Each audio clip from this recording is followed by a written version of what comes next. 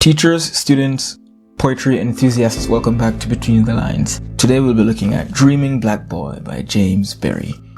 A few of the poems we've looked at explore the theme of racial discrimination. But where that theme is concerned, this poem takes the cake. This is a depressingly direct poem, one in which a black boy dreams of a world where he will be seen as human, where he will be treated fairly, where he will have equal opportunity. The poem tackles deep issues, but is very straightforward. It is quite similar to Theme for English B, which I look at in another video.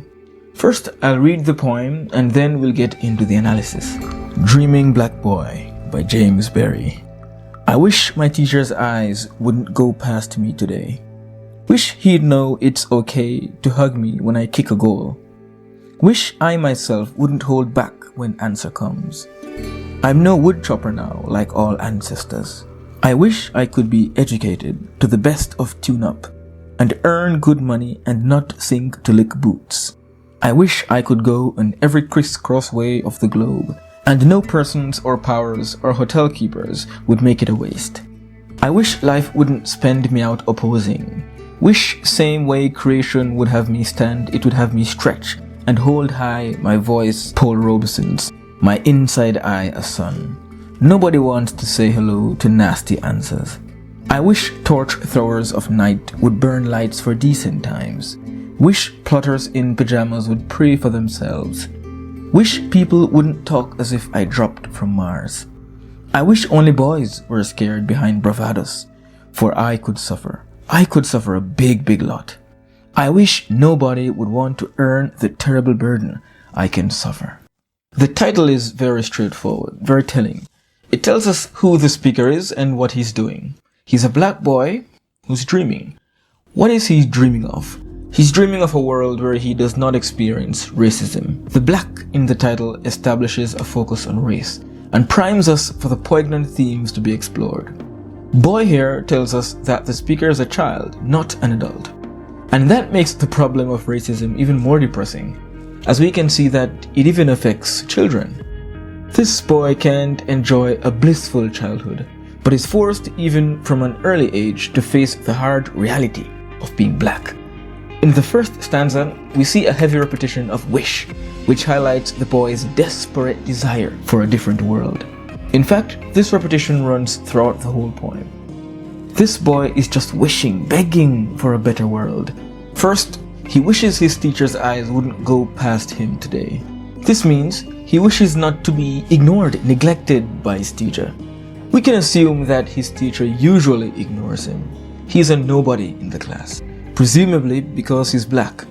So this dreaming boy is a student. Teachers, we would like to imagine, are fair in how they treat students and honorable and intelligent enough to not be racists. But clearly, this teacher does not care about this black boy. The teacher does not recognize or acknowledge him. In the next few lines, the boy wishes his teacher would know it's okay to hug him when he scores a goal. Perhaps then this is a PE teacher, or maybe even a coach. The black boy, even when he does well, even when he scores a goal, receives no affection, no praise from his teacher. Apparently, the teacher doesn't think it is okay to praise a black boy. In the next sentence, the boy wishes that he could be confident enough to answer a question in class. Because of how he is treated by the teacher and perhaps by his classmates, because of the discrimination and isolation he feels, he holds back when the answer comes. This speaks to a lack of confidence, a low self-esteem. Here we see that the theme of racial discrimination comes to us from a particular angle. We see the effect that such discrimination has on one's self-esteem, on one's self-image, even on one's motivation. What's the point of answering a question in class, in doing well, if I will never be recognized? I will never be accepted. I will never be acknowledged. In the next two lines, the speaker says that he's different from his ancestors. His ancestors were woodchoppers, laborers, slaves. However, he is not them. Instead, he's free. And so there's a conflict within him.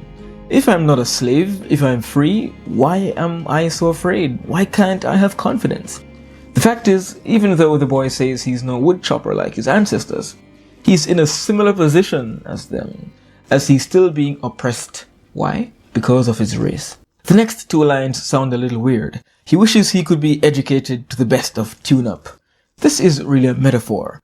The tune-up refers to how cars or machines can be tuned up, can be optimized, improved, fine-tuned.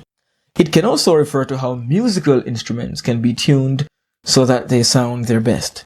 He wishes he could have the opportunity to get the best education, one that would allow him to maximize his potentials and follow his dreams. He wants to be as useful, as productive, as impressive as a tuned-up car or as a well-tuned instrument. He doesn't want to sink to lick boots. The sinking here means falling to a low, demeaning social position. Licking boots refer to the job of cleaning others' shoes. Shoe shining is one of those jobs that even uneducated people can get. It doesn't pay well, and it is quite a demeaning, subservient job, one that was practically reserved for the poorest black people. One can imagine black boys shining the shoes of white people, almost like slaves. The bootlicking refers to shining the shoes using one's own saliva. But bootlicking goes even deeper than that. It represents subservient, demeaning jobs in general, jobs that the speaker considers to be shameful. He wants to be able to use his mind, his skills, his talents to earn a good living. He wants to move forward with education, get a good job, start a business, something like that. Interestingly, the licking of boots has yet another meaning. A bootlicker is a person who is very subservient, very submissive, one who has no self-confidence and is always trying to please someone else. This dreaming black boy is ambitious and does not want to become such a person. I can imagine that he wants to instead be a leader, one who sparks some kind of change, one who contributes to society, one who is recognized for his great works, for his brilliance. Next, he wishes that he could go on every crisscross way of the globe. This means he wishes he could travel freely without harassment. He wants to be able to go wherever he wants to without the restrictions placed on him by his blackness. Not long ago, black people were disallowed from entering many public and private spaces where non-black people could freely go. Even now, being black does come with restrictions on where you can go and how freely you can travel. What is this imagery of crisscross? It brings to mind the lines of latitude and longitude on the globe, the lines that divide the earth into different time zones. But these lines to the speaker might as well be barriers, fences, walls. Also, the crisscross way calls to mind the image of many twisting and intersecting roads. He wants to be able to take whatever road he wants to take without people preventing him from traveling and giving him a hard time just because he's black. Not only does he want to travel to wherever he wants, but he doesn't want his expeditions to be a waste. According to the speaker, in his current reality, persons, powers, and hotel keepers discriminate against him. And because of this, even when he does get the chance to go somewhere, it's not worthwhile. The persons here represent the individuals who discriminate against him. The powers represent the institutional and governmental discrimination, the institutional racism, the policies that are in place to systematically oppress black people. The hotel keepers here, or hotel owners, represent the businesses, the organizations, even the schools and churches that promote discrimination and segregation. Even if he could travel to every country, to every city in the world, what would be the point if wherever he goes, prejudice and rejection are what await him? On to stanza 3. The boy wishes that life wouldn't spend him out opposing. Life is personified here as it is spending out the boy. What does that mean? It means life is making him exhausted. Life is constantly opposing him, fighting against him, creating obstacles for him. In turn, he's sick and tired, exhausted of spending his whole life on the defensive, having to explain and prove himself, having to look over his shoulder, having to fight to be respected and recognized, to be seen as human like everyone else. He's facing constant opposition and he's tired of it. The next few lines can be a bit tricky. The speaker personifies creation. He wishes that the same way creation would have him stand, it would have him stretch. Metaphor here, as the standing and stretching obviously aren't literal. First of all, what is this creation the speaker is talking about? It might be talking about God, or the universe, or destiny, fate, something like that. The same power that created everything gave him the ability to stand, but he wishes it also gave him the ability to stretch. What is the standing? It is withstanding or standing up to the discrimination. This dreaming black boy is able to withstand all that life throws at him. He's able to survive, but he cannot stretch. He cannot thrive. He can't go past the limitations his blackness has set for him. He doesn't want to just stand, just survive and get by. He wants to stretch. He wants to push past his current limits and break the boundaries, the parameters of race. He wants not just to stretch, but also to hold high. Hold what high? His voice and his inside eye. He wants his voice to be that of Paul Robeson's. This is obviously an allusion, but who is this Paul Robeson? He was an extremely accomplished African American, a concert artist, a stage and film actor, an athlete, an award-winning academic. He was his class valedictorian, a political activist, and by the way, he graduated law school while playing in the NFL. He was seen, understandably so, as the ultimate representation of what the black man can accomplish. Also, he had a deep voice that was easy to recognize. The speaker wants to be as great, as instrumental, as memorable, as inspirational as this man. But you're here last night, alive as you and me. He also wants his inside eye to be a sun. This is a metaphor. His inside eye refers to his spirit, his mind, his will. He wants that to be a sun. This means he wants to shine brightly, to inspire others. He wants to be recognized for his brilliance, just as we recognize the sun for its literal brilliance. He wants to be recognized for his academic brilliance, or for his talents, his skills, his worth. The next sentence is a little strange. Nobody wants to say hello to nasty answers. I find two main meanings in this sentence. First, the speaker is saying, even though he dreams of becoming great and accomplishing great things, he's depressed by the fact that even if he does go on to achieve this greatness, he will still be met with nasty answers, with prejudice.